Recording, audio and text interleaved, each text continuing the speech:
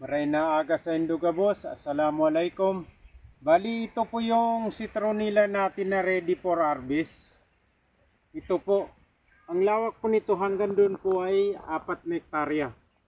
Bali dito po banda sa baba ay Marbere. Dito po sa kabila. Ito po, yan po. Marbere po yan lahat. Marbere po. Ngayon, papunta po tayo doon sa baba, sa kabila.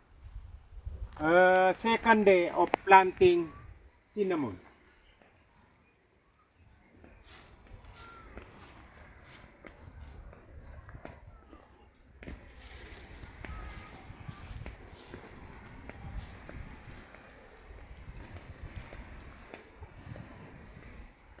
Bali ito po mga kabrothers, ito po yung kalawakan ng Marbere. Ito po siya, yung kalawakan ng Marbere na pag-aari ng Kalipa Citronella Farm. Ngayon po, pababa po tayo. Papunta tayo sa second day planting for cinnamon. Dun sa dati natin kahapon.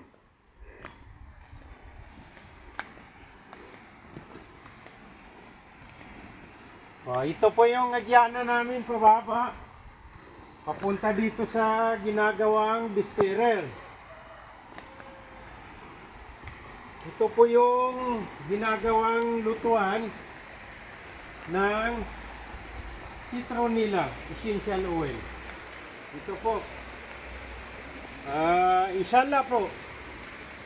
Medyo malapit-lapit na rin po siya. Kulang na lang ng budget. Yan po yung yan po yung condensil. Dito po yung salangan. Doon po yung unload. Dito po ang loading namin.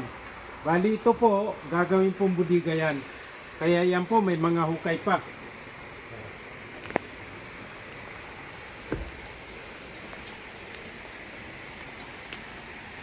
Bali, ito po yung dati namin manukan. Gigibay na to, gagawin budiga ng citronella essential oil. At magiging tambakan na rin ng cinnamon inshallah.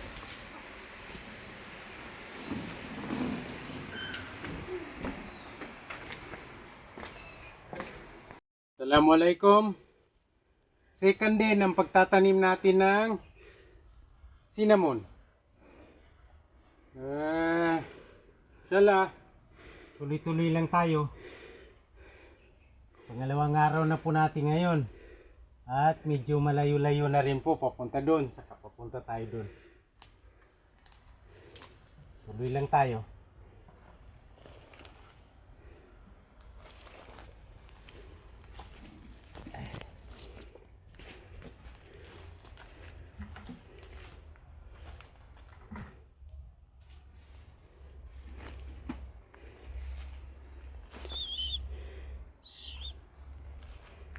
Punta ka na dito. Pupusan mo lang na malayo.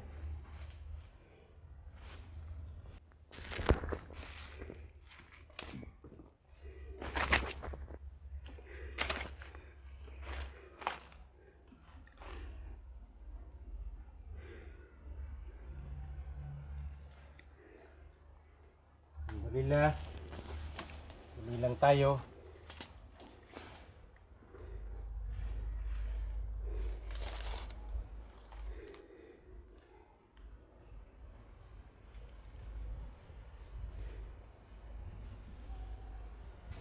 Bismillah.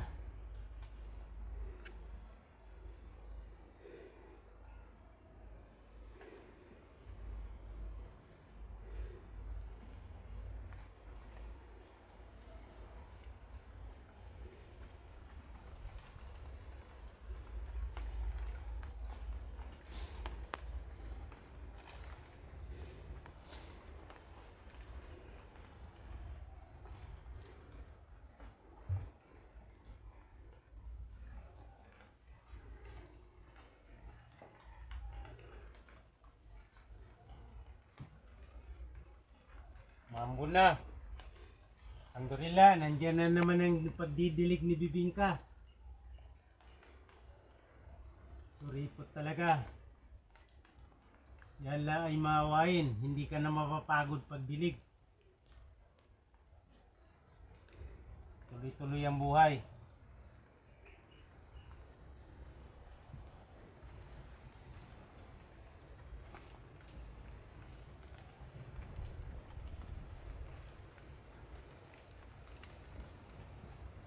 Punta pa tayo dun sa kabilang bundok. Inshallah, tuloy lang ang ligaya.